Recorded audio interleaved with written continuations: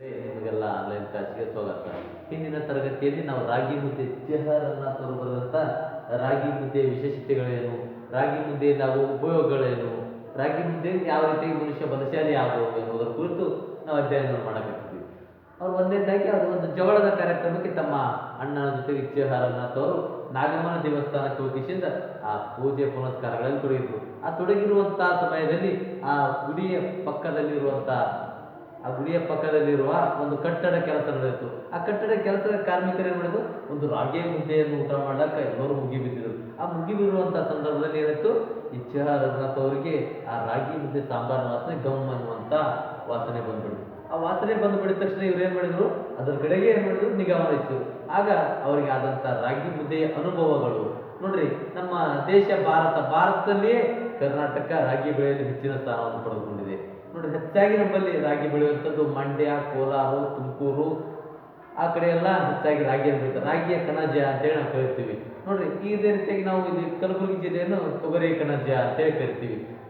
ನಮ್ಮ ವಿಜಯಪುರ ಜಿಲ್ಲೆಯನ್ನು ಜೋಳದ ಕಣಜ, ಹೆಚ್ಚಾಗಿ ಜೋಳವನ್ನು ಬೆಳೆಯೋದ್ರಿಂದ ನಾವು ವಿಜಯಪುರ ಜೋಳದ ಕಣಜ ಅಂತ ಕರಿತೀವಿ. ಈ ರೀತಿಯಾಗಿ ರಾಗಿ ಮುದ್ದೆಯ ಮಹತ್ವ ಯಾವ ರೀತಿಯಾಗಿ ಅದ, ಅವ್ರ ಒಂದು ಉದಾಹರಣೆ, ತಮ್ಮದೇ ಊರಾದಂಥ ಒಂದು ಊರಿನಲ್ಲಿ ಒಬ್ಬ ಕರಿಯ ಅನ್ನುವಂಥ ವ್ಯಕ್ತಿ, ಯಾಕ ಅವನು ಕಪ್ಪಾಗಿರುವುದರಿಂದ ಆ ವ್ಯಕ್ತಿ ಕರಿಯ ಅಂತೇಳಿ. ಅವನ ಹೆಸರು ಬಲಭೀಮ ಅಂತ ವ್ಯಕ್ತಿಗೆ ಕಪ್ಪಾಗಿರುವುದು ರಾಗಿ ಮುದ್ದೆ ತರ ಗುಂಡಕಾಗಿರುವುದರಿಂದ ಆ ವ್ಯಕ್ತಿ ಕರಿಯ ಅಂತೇಳಿ ಹೇಳ್ತಾರೆ. ಅವ ಒಂದು ಹೋಟೆಲ್ನಲ್ಲಿ ಕೆಲಸ ಮಾಡುವಂತ ವ್ಯಕ್ತಿ, ಸಪ್ಲೈಯರ್ ಆಗಿ ಕೆಲಸ ಮಾಡುವಂತ ವ್ಯಕ್ತಿ. ಅಂತ ವ್ಯಕ್ತಿ ಏನ್ ಮಾಡಿದ, ಆ ವ್ಯಕ್ತಿ ಈ ರೀತಿಯಾಗಿ ದಪ್ಪಗ ಗುಂಡಕ್ಕಿರ್ಲ ಕಾರಣ ಏನು, ಅಂತ ಸದೃಢವಂತ ಆಹಾರವನ್ನು ಊಟ ಮಾಡ್ತಾನ ಎನ್ನುವಂತ ಭಾವನೆ ಬಂದವರಿಗೆ ಅವ್ರು ವಿಚಾರ ಮಾಡಿದ್ರು. ಇನ್ನು ಅಳಿದುಳಿದ ಭಾಗವನ್ನು ತಿಂತಿಸಿದಂದ್ರೆ ಹೋಟೆಲ್ ಮಾಡಿದಂಥ ಪದಾರ್ಥ ಸ್ವಲ್ಪ ಉಳಿದಿರ್ತಲ್ಲ ಕೊನೆಯಲ್ಲಿ, ಅವೆಲ್ಲ ತಿಂದು ಈ ರೀತಿಯಾಗಿ ಸದೃಢ ಇವು ಸದೃಢ ಆಗ ಕಾರಣ ಏನು ನೋಡ್ರಿ. ನಾವೆಲ್ಲ ಪ್ಲಾಸ್ಟಿಕ್ ಕೊಡಗಳನ್ನು ತಗೊಂಡು ಹೋಗಿ ಏನ್ ಮಾಡ್ತೀವಿ, ನೀರನ್ನು ತರ್ತಿದ್ವಿ. ಅವ ಮಣ್ಣಿನಿಂದ ಮಾಡಿದ ಒಂದು ಮಡಿಕೆಯನ್ನು, ಅಂದ್ರೆ ಒಂದು ಮಣ್ಣಿನಿಂದ ತಯಾರಿಸಿದಂಥ ಒಂದು ಕೊಡ, ಆ ಕೊಡ ತಗೊಂಡು ಹೋಗಿ ಅಂದ್ರೆ ದಿಡಿ ಕೊಡಗಳು, ಈಗೆಲ್ಲ ದಿಡಿ ಕೊಡಗಳ ಪ್ರಭಾವ ಕಡಿಮೆ ಇರ್ತದೆ, ಯಾರು ದಿಡಿ ಕೊಡಗಳು ಯೂಸ್ ಮಾಡಲ್ಲ. ಅಂತ ಕೊಡ ತಗೊಂಡೋಗಿ ಏನ್ ಮಾಡ್ತದ, ನೀರನ್ನು ತಗೊಂಡ್ಬರ್ತದಂತಾವ. ಅಂದ್ರೆ ಆಗಿನ ಚರಂತವ್ರ ಹಳ್ಳಿಯಲ್ಲಿ ಪಾತಾಳಕ್ಕೆ ಇಳಿದ್ಬಿಟ್ಟಿತ್ತು ನೀರಿನ ಪ್ರಮಾಣ. ಅಂತ ನೀರಿನ ಪ್ರಮಾಣ ಪಾತಾಳಕ್ಕೆ ಇಳಿದಂತ ಪ್ರಮಾಣದಲ್ಲಿ ಬೋರ್ವೆಲ್ಗಳ ಮೂಲಕ ನೀರು ಹೊಡಿತಾ ಇರಬೇಕಾಯಿತು. ಅಂತ ಬೋರ್ವೆಲ್ ಪಾತಾಳಕ್ಕಿದ್ದಂಥ ನೀರಿನ ಮಟ್ಟವನ್ನು ವಯರು ತನ್ನ ಬಲ ಪ್ರಯೋಗದಿಂದ ಹೊಡಗಿಸಿ ಜೋರಾಗಿ ಹೊಡ್ತಕ್ಕಂಥ ಇವ್ರಿಗೆ ಏನಂತ ಇಲ್ಲಿ ಲೇಖಕರಿಗೆ ರಘುನಾಥ್ ಅವರಿಗೆ ಇವ ತನ್ನ ಬಲ ಪ್ರಯೋಗದಿಂದ ಬೋರ್ವೆಲ್ ಮಾಡೋದ್ರಿಂದ ಬೋರ್ವೆಲ್ ಏನಾದ್ರೂ ಕೆಟ್ಟು ಹೋಯ್ತು ಅಂದ್ರೆ ಏನಾಯ್ತು, ನಮ್ಗೇನು ಸಮಸ್ಯೆ ಆಗ್ತದೆ, ಅಲ್ಲಿ ಬೋರ್ವೆಲ್ ಕೆಟ್ಟಂದ್ರೆ ನೀರು ಸಿಗಲ್ಲ. ನೀರು ಸಿಗದೆ ನಾವೇನ್ ಮಾಡಬೇಕು, ಹಲವಾರು ಮೈಲುಗಳು ಹೋಗಿಸಿ ನೀರು ತಗೊಂಡ್ಬರ್ಬೇಕಲ್ಪ. ಎಷ್ಟ ಬಲಶಾಲಿ ಆದಂಥ ವ್ಯಕ್ತಿ ಅಂತೇಳಿ ಈ ರೀತಿಯಾಗಿ ರಾಗಿ ಮುದ್ದೆಯನ್ನು ಉಳ್ಳಂತ ವ್ಯಕ್ತಿ ಕರಿಯ ಯಾವ ರೀತಿಯಾಗಿ ಬಲಶಾಲಿ ಆಗಿದ್ದ ಅನ್ನೋದ್ರ ಬಗ್ಗೆ ಅವ್ರು ವಿಚಾರವನ್ನು ಮಾಡ್ತಾರ. ಅದೇ ರೀತಿ ಮುಂದೆ ಹೋದಂಗ ಅಲ್ಲಿ ರಾಗಿ ಮುದ್ದೆಯನ್ನು ತಯಾರು ಮಾಡಬೇಕು ಅನುಭವದ ಕೊರತೆ ಇರಲಿ. ಅನುಭವ ಇದ್ರೆ ಮಾತ್ರ ರಾಗಿ ಮುದ್ದೆಯನ್ನು ರೆಡಿ ಮಾಡೋಕ್ಕಾಗತ್ತ. ಅನುಭವ ಇಲ್ಲದೆ ನಾನು ರಾಗಿ ಮುದ್ದೆಯನ್ನು ರೆಡಿ ಮಾಡ್ತೀವಿ, ರಾಗಿ ಮುದ್ದೆನ ಊಟ ಮಾಡ್ತೀವಿ ಅನ್ನೋದು ಊಟ ಮಾಡಾಕ್ತೈತೆ, ರಾಗಿ ಮುದ್ದೆಯನ್ನು ಊಟ ಮಾಡಾಕ್ತೈತೆ ಅನುಭವ ಅನ್ನೋದು ಬೇಕು. ಯಾಕಂದ್ರೆ ಆ ರಾಗಿ ಮುದ್ದೆ ಹಲ್ಲಿಗೆ ಹಲ್ಲಿಗೆ ಅಂಟುಕೊಳ್ತದೆ. ಅದಕ್ಕೆ ಏನು ಮಾಡಬೇಕು, ನಾವು ಸಣ್ಣ ಸಣ್ಣ ಉಂಡೆಗಳನ್ನು ಮಾಡಿ ಸಾಂಬಾರನ್ನು ಕಲಿಸಿ ಏನು ಮಾಡಬೇಕು, ಸೀದಾ ಗಂಟಲು ಕಾಕಿ ನುಂಗುವಂಥ ಕಾರ್ಯವನ್ನು ರಾಗಿ ಮುದ್ದೆ ಮಾಡಬೇಕು. ಅದೇ ಕೊಟ್ಟ ತಕ್ಷಣ ನಾವು ರೊಟ್ಟಿ ಪಲ್ಯ ಯಾವ ರೀತಿ ಕಡಿದು ಹಾಕತ್ತೀವಿ ಅಂದ್ರೆ ಹಲ್ಲಿ ಗಂಟು ಹೋಗ್ತದೆ. ಈ ರೀತಿಯಾಗಿ ರಾಗಿ ಮುದ್ದೆ ಮಾಡೋದ್ರಲ್ಲಿ ಅನುಭವ ಬೇಕು, ಊಟ ಮಾಡುವುದರಲ್ಲಿ ಅನುಭವ ಬೇಕು. ಅನುಭವ ಎಂಬುದು ಮುಖ್ಯವಾಗಿ ಬೇಕು. ನೋಡ್ರಿ, ಏನು ನೀರು ಕುದಿಸೋದು, ರಾಗಿ ಹಿಟ್ಟನ್ನು ಹಾಕಿಬಿಟ್ಟು ಕಲಿಸ್ಬಿಟ್ರಾಯ್ತು, ರಾಗಿ ಮುದ್ದೆ ರೆಡಿ. ಆ ರೀತಿಯಾಗಿ ಎಲ್ಲರೂ ಎಲ್ಲವನ್ನು ಮಾಡಲು ಸಾಧ್ಯ ಇಲ್ಲ. ಅದಕ್ಕೆ ಈ ಲೇಖಕರಿಗೆ ಆದಂಥ ಅನುಭವ. ರೈತಾಪಿ ಜನರು ನೋಡ್ರಿ, ಜನಪದ ಹಾಡುಗಳನ್ನು ಆಡ್ತಿರೋರು ಯಾವ ರೀತಿಯಾಗಿ ಅಂದ್ರೆ ಅವರು ತಮಗೆ ಆದಂಥ ಬೇಸರಿಕೆ ನಿವಾರಣೆ ಮಾಡ್ಕೊಳಕ ರಾಶಿ ಮಾಡುವಾಗ ಇದೇ ರೀತಿಯಾಗಿ ರಾಶಿ ಮಾಡುವಂಥ ಕಾರ್ಯದಲ್ಲಿ ತೊಡಗಿದಾಗ ಅವರು ಕಾರ್ಯಗಳನ್ನು ಮಾಡ್ತಿದ್ರು. ಈ ರೀತಿಯಾಗಿ ಒಂದು ಹಾಡುಗಳನ್ನು ಆಡುತ್ತಾ ಆ ಮನೆ ಒಡತಿಯನ್ನು ರಾಗಿ ಮುದ್ದೆಯನ್ನು ಸಾಂಬಾರು ಮಾಡಿ ಮುಗಿಸಿದ ಒಂದೆರಡು ತಲೆಗಳು ಎಲ್ಲರಿಗೆ ರಾಗಿ ಮುದ್ದೆಯನ್ನು ಇಟ್ಟು, ರಾಗಿ ಮುದ್ದೆಯಲ್ಲಿ ಇವರು ಇಟ್ಟಂಥ ಒಂದು ಕರಿಯಾದ ಉಂಡೆ, ಆ ಉಂಡೆಗಳನ್ನು ಹೋದರು. ಇಟ್ಟಂಥ ಉಂಡೆ ಏನು ಮಾಡ್ತಾರೆ, ಇವರು ಬಟ್ಟಲ ಆಕಾರದಲ್ಲಿ ನಿರ್ಮಾಣ ಮಾಡಿ ಆ ಬಟ್ಟಲ ಆಕಾರದಲ್ಲಿ ಸಾಂಬಾರು ಹಾಕೊಂಡು ಸ್ವಲ್ಪ ಮುರಿದು ಆ ರಾಗಿ ಮುದ್ದೆಯನ್ನು ಊಟ ಮಾಡ್ತಾರೆ. ಈ ರೀತಿಯಾಗಿ ಒಂದು ರಾಗಿ ಮುದ್ದೆಯ ಮಹತ್ವ. ರಾಗಿ ಮುದ್ದೆ ಉಣ್ಣೋದ್ರಿಂದ ನಾವು ಹೆಂಗೆ ಶ್ರೇಷ್ಠ ಆಗ್ತೀವಿ ನೋಡ್ರಿ.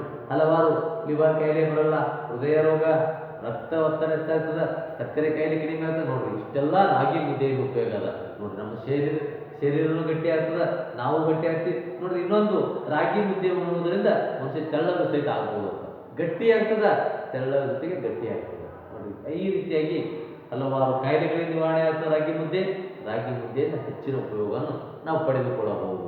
ನೋಡಿ, ಈ ರೀತಿಯಾಗಿ ಹಿಂದಿನ ತರಗತಿಯಲ್ಲಿ ನಾವು ಇಲ್ಲಿಯವರೆಗೆ ರಾಗಿ ಮುದ್ದೆಯ ಮಹತ್ವ ಯಾವ ರೀತಿಯಾಗಿತ್ತು, ರಾಗಿ ಮುದ್ದೆ ಉಣ್ಣೋದ್ರಿಂದ ನಮ್ಗೆ ಏನೇನು ಸದುಪಯೋಗಗಳಿತ್ತು, ನಮ್ಗೆ ಯಾವ ರೋಗವನ್ನು ನಿವಾರಣೆ ಮಾಡ್ಕೋತಿದ್ವಿ, ನಾವು ಯಾವ ರೀತಿಯಾಗಿ ರಾಗಿ ಮುದ್ದೆ ಉಂಡ್ರೆ ಗಟ್ಟಿ ಆಗ್ತಿದ್ವಿ ಅನ್ನೋದ್ರ ಬಗ್ಗೆ ತಿಳಿದುಕೊಂಡ್ವಿ. ನೋಡ್ರಿ, ಇಂದಿನ ತರಗತಿಯಲ್ಲಿ ಮುಂದುವರೆದ ಭಾಗ.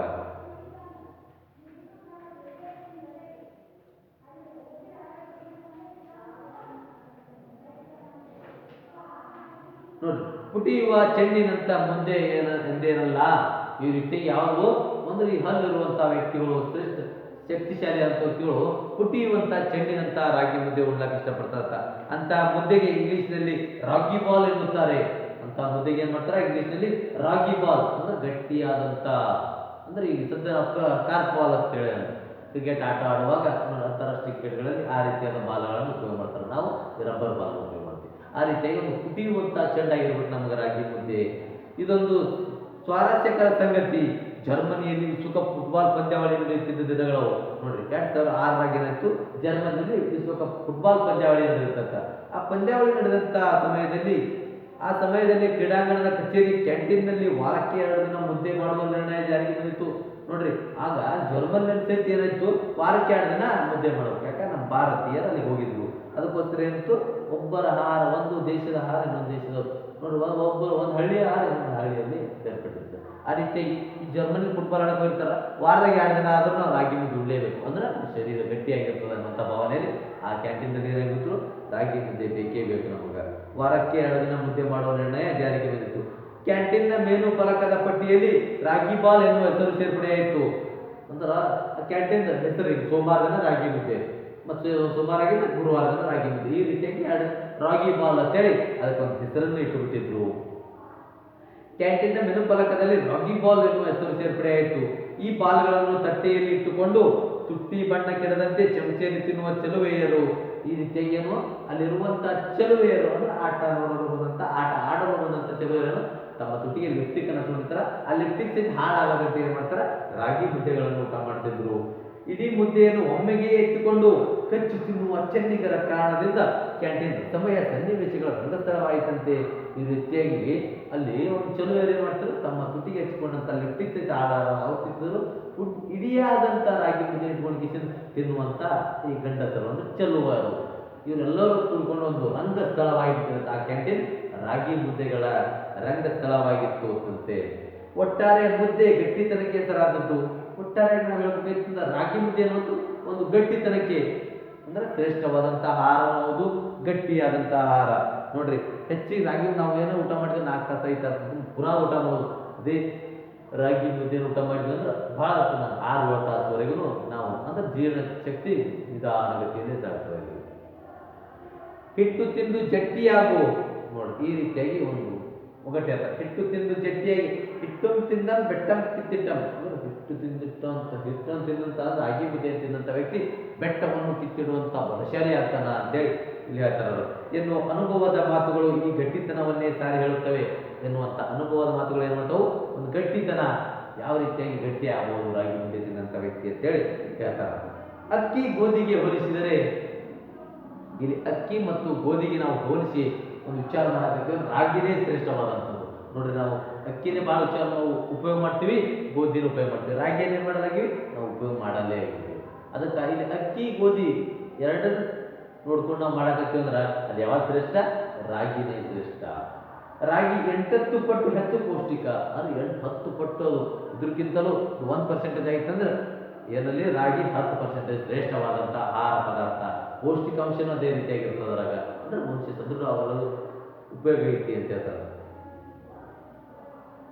ಪ್ರತ್ಯಾಮ್ಲೀಯ ಗುಣ ಹೊಂದಿರುವುದರಿಂದ ರಾಗಿ ತಿನಸ್ಸು ದೇಹಕ್ಕೆ ತಂಪು. ಇದು ರಾಗಿ ತಿನಿಸೇನು ಪ್ರತ್ಯಾಮ್ಲೀಯ ಗುಣವನ್ನು ಒಳಗೊಂಡಿರೋದು. ಆಮ್ಲೀಯ ಮತ್ತು ಪ್ರತ್ಯಾಮ್ಲೀಯ, ಅದರಲ್ಲಿ ಪ್ರತ್ಯಾಮ್ಲೀಯ ಗುಣವನ್ನು ಒಳಗೊಂಡದಲ್ಲ, ಅದಕ್ಕೆ ಶ್ರೇಷ್ಠವಾದ ಪ್ರೀತಿದು ಅಂದ್ರೆ ಜೀರ್ಣಶಕ್ತಿ ಕ್ರಿಯೆಯನ್ನು ನಿಧಾನಗತಿಯಲ್ಲಿ ಸಾಗ್ತದ. ಒಂದ್ಸಲ ನಾವು ರಾಗಿ ಊಟ ಮಾಡಿದ್ವಿ ಅಂದ್ರೆ ಪುನಃ 6-7 ತಾಸುವರೆಗೂ ಏನಾಗಲ್ಲ, ಹೊಟ್ಟೆನೇ ಹಸಿವಲ್ಲ. ಅಂದ್ರೆ ಆ ಆಹಾರ ಜೀರ್ಣಕ್ರಿಯೆ ನಿಧಾನಗತಿಯಲ್ಲಿ ಸಾಗ್ತಾನೆ ಇರ್ತದ. ಹೊಂದಿರುವುದರಿಂದ ರಾಗಿ ತಿನಿಸು ದೇಹಕ್ಕೆ ತಂಪು. ರಾಗಿಯಲ್ಲಿ ಹೃದಯದ ಬೇನೆ ಹಾಗೂ ಕ್ಯಾನ್ಸರ್ ತಡೆಗಟ್ಟಬಲ್ಲ ಔಷಧೀಯ ಗುಣಗಳಿವೆ. ನೋಡ್ರಿ, ರಾಗಿಯಲ್ಲಿ ಹಾರ್ಟ್ ಅಟ್ಯಾಕ್, ಹೃದಯದ ಬೇನೆ, ಕ್ಯಾನ್ಸರ್ ತಡೆಗಟ್ಟುವಂತ ಶಕ್ತಿ ರಾಗಿಯಲ್ಲಿ ಇರ್ತದೆ. ಹಿಂದೇನು ಹೇಳಿದ್ವಿ ನಾವು, ಇವತ್ತಲ್ಲಿ ಏನ್ಮಾಡ್ತಿತ್ತು, ಸಕ್ಕರೆ ಕಾಯಿಲೆಯನ್ನು ನಿವಾರಣೆ ಮಾಡುವಂತ ಶಕ್ತಿ ಅಲ್ಲಿ ರಾಗಿ ಐತಿ. ರಾಗಿ ಏನ್ ಮಾಡ್ತದ, ಸಕ್ಕರೆಯನ್ನು ಕಡಿಮೆ ಮಾಡ್ತಾರೆ. ರಕ್ತದಲ್ಲಿರುವಂತಹ ಸಕ್ಕರೆ ಪ್ರಮಾಣವನ್ನು ಕಡಿಮೆ ಮಾಡುವಂತ ಶಕ್ತಿ ಅದ ಇಲ್ಲಿ ಹೃದಯ ಬೇನೆ ಮತ್ತು ಕ್ಯಾನ್ಸರ್ ತಡೆಗಟ್ಟುವಂತ ಶಕ್ತಿ ಅದರಲ್ಲಿ ಅದ, ರಾಗಿ ಮುದ್ದೆಯಲ್ಲಿ ಅದ. ಅದಕ್ಕೋಸ್ಕರ ಏನಾಗಿದೆ, ರಾಗಿ ಮುದ್ದೆ ಶ್ರೇಷ್ಠವಾಗೈತಿ. ರಾಗಿ ಗುಣಗಳಿವೆ. ತೆಳ್ಳಗಾಗಬೇಕೆನ್ನುವವರಿಗೆ ರಾಗಿ ಮುದ್ದೆ ಹೇಳಿ ಮಾಡಿಸಿದ ಊಟ.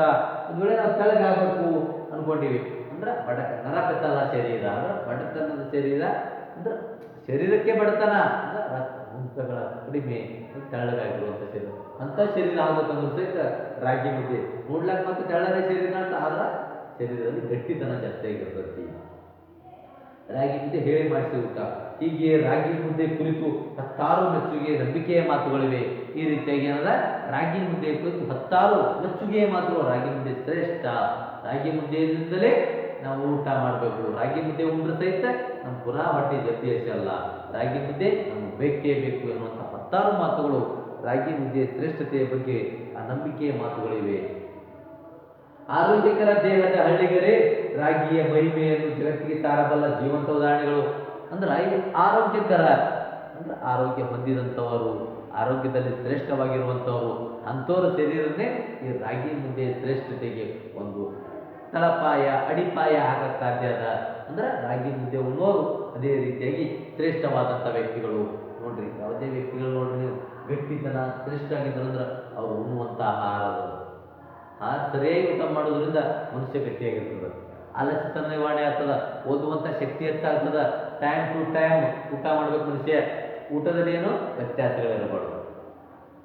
ಒಂದು ವೇಳೆ ನೀವು ನಿದ್ದೆ ಮಾಡ್ಕೊಂಡ್ರೆ ನೀವು ಆ ವೇಳೆಗೆ ಅನುಗುಣವಾಗಿ ಏನು ಮಾಡ್ರಿ, ಊಟವನ್ನು ಮಾಡ್ರಿ. ಎಲ್ಲದಕ್ಕೂ ಓದೋದಕ್ಕೆ ಮಾತ್ರ ವೇಳೆ ಹಾಕೊಂಡ್ರಲ್ಲ, ಊಟ ಮಾಡೋದಕ್ಕೂ ಹೇಳೋದಕ್ಕೂ ಮಲಗುವುದಕ್ಕೂ ಸಹಿತ ನಮ್ಮದೇ ಆದಂಥ ಒಂದು ವೇಳೆ ಇದ್ದರೆ ಮಾತ್ರ ಆ ಮನುಷ್ಯ ಶಕ್ತಿಶಾಲಿನೂ ಆತನ, ಶ್ರೇಷ್ಠ ವ್ಯಕ್ತಿನೂ ಆತನ. ಅದನ್ನೆಲ್ಲ ಬಿಟ್ಟಿಸಿಂದ ಮನಸ್ಸು ಬಂದಾಗ ಊಟ ಮಾಡೋದು, ಮನಸ್ಸು ಬಂದಾಗ ಆಟ ಆಡೋದು ಇಲ್ಲ. ಆಟಕ್ಕೂ ಒಂದು ಟೈಮ್ ಬೇಕು, ಊಟಕ್ಕೂ ಟೈಮ್ ಬೇಕು, ಮಲಗುವುದಕ್ಕೂ ಒಂದು ವೇಳೆ ಅವಶ್ಯಕವಾಗ್ಯದ. ಅದಕ್ಕೆ ಈ ರೀತಿಯಾದಂಥ ವೇಳೆಗನುಗುಣವಾಗಿ ನಾವು ಊಟ ಮಾಡಿದ್ವಿ ಅಂದ್ರೆ ಮನುಷ್ಯ ಸದೃಢವಾಗಿ ಇರ್ತದ. ನೋಡ್ರಿ, ಊಟ ಮಾಡಬೇಕಾಗಿತ್ತಂದ್ರೆ ನಾವು ಒಂದು ವೇಳೆಗನುಗುಣ ಬೆಳಗ್ಗೆ 9 ಗಂಟೆಗೆ ನೀವೆಲ್ಲ ಕಾಲೇಜ್ 8:30 ಹೋದ್ರೆ ಅದಕ್ಕಿಂತ ಪೂರ್ವದಲ್ಲಿ ಹೋದ ತಕ್ಷಣ 1:30 2 ಗಂಟೆಗೆ ಪ್ರಸಾದ, ಮತ್ತು ಸಾಯಂಕಾಲ 9 ಗಂಟೆ. ಈ ರೀತಿಯಾದಂಥ ಒಂದು ವೇಳೆ ಹಾಕೊಂಡ್ರೆ ಮನುಷ್ಯನಿಗೆ ಅಂದ್ರೆ ಜೀರ್ಣಕ್ರಿಯೆ ಸರಾಗವಾಗಿ ಆಗ್ತದೆ, ಯಾವುದೇ ತೊಂದರೆ ಆಗಲ್ಲ. ಏನು ಊಟ ಮಾಡೋದ ಮತ್ತೊಂದು ತಾಸು 12 ಮತ ಊಟ ಮಾಡೋದು ಮಾಡಿದ್ರೆ ಏನಂತದ, ಜೀರ್ಣಕ್ರಿಯೆಯಲ್ಲಿ ವ್ಯತ್ಯಯ ಆಗ್ತದೆ. ಈ ರೀತಿ ವ್ಯತ್ಯಯ ಆಗೋದ್ರಿಂದ ಏನಾಗ್ತದ, ಸರಿಯಾಗಿ ಜೀರ್ಣಕ್ರಿಯೆ ಕೊಳ್ಕೋತಾನ. ಅದಕ್ಕೆ ನಾವೇನು ಹೇಳೋದು, ಜೀರ್ಣಕ್ರಿಯೆ ಆಗಬೇಕಾಯ್ತು, ಸರಿಯಾದ ಶ್ರೇಷ್ಠ ವ್ಯಕ್ತಿಗಳು ನಾವು ಆಗಬೇಕಾಯ್ತು ಅಂದ್ರೆ ಸಮಯಕ್ಕೆ ಅನುಗುಣವಾಗಿ ನಾವು ಊಟ ಮಾಡಲೇಬೇಕು.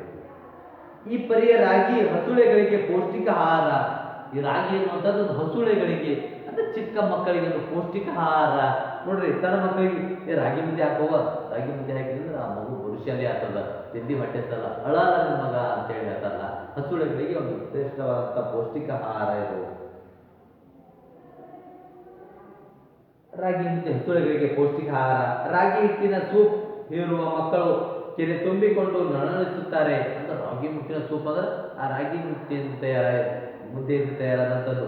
ಇದೇನದು, ನಾವು ಹುಳ್ಳಿ ಸಂಗತಿ, ಆ ರಾಗಿ ಸಂಗತಿ ಅಂದ್ರೆ ಅಳಸಾಯಿ ಮಾಡಿ ಆ ಹಿಟ್ಟನ್ನು ಮಾಡೋದು, ಅಳಸಾಯಿ ಮಾಡಿ ಕುಡಿಯುವಂಥದ್ದು. ಅಂದ್ರೆ ಅನಾರೋಗ್ಯದಿಂದ ಬರುವಂಥ ವ್ಯಕ್ತಿಗಳು ಏನು ಮಾಡ್ತಾರ ನೋಡ್ರಿ, ನೀವೆಲ್ಲ ಹುಳಿ ಸಂಗತಿ ಇರ್ತೀರಿ.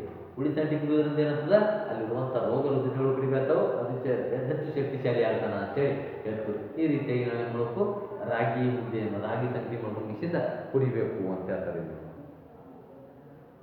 ರಾಗಿಯಲ್ಲಿನ ಅಧಿಕ ಪ್ರಮಾಣದ ಕ್ಯಾಲ್ಸಿಯಂ, ಆ ರಾಗಿಯಲ್ಲಿರುವಂಥ ಹೆಚ್ಚಿನ ಪ್ರಮಾಣದ ಕ್ಯಾಲ್ಸಿಯಂ ಮಕ್ಕಳ ಬೆಳವಣಿಗೆ ನಿಟ್ಟಿನಲ್ಲಿ ಟಾನಿಕ್ನಂತೆ ಕೆಲಸ ಮಾಡುತ್ತದೆ.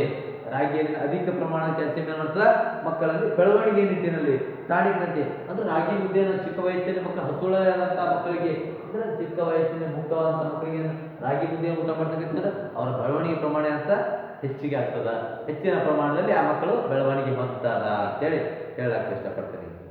ರಾಗಿ ಮುದ್ದೆಗೂ ಸೊಪ್ಪಿನ ಸಾರಿಗೂ ಹೇಳಿ ಮಾಡಿಸಿದ ಜೊತೆ ಇಲ್ಲಿ ನೋಡ್ರಿ ಮಕ್ಕಳಿಗೆ ಇಷ್ಟೆಲ್ಲ ಅನುಕೂಲ ಆಯ್ತು. ಇನ್ನೊಂದು ಏನು ಹೇಳಿದ್ರು, ಹಿಂದೆ ತರಗತಿಯಲ್ಲಿ ಏನು ಹೇಳಿದೆ, ಆ ರಾಗಿ ಮುದ್ದೆಯನ್ನು ಏನು ಮಾಡ್ತಾರ ಅವರು ಸರಿಯಾಗಿ ಕುದಿಸಿದಂಥ ನೀರಿನಲ್ಲಿ ರಾಗಿ ಹಿಟ್ಟನ್ನು ಹಾಕಿ ಸರಿಯಾಗಿ ಕಲುಕಿಸಿ ಸರಿಯಾಗಿ ಅಲುಗಾಡಿಸಿ ಏನು ಮಾಡ್ತಾರೆ ರಾಗಿ ಮುದ್ದೆ.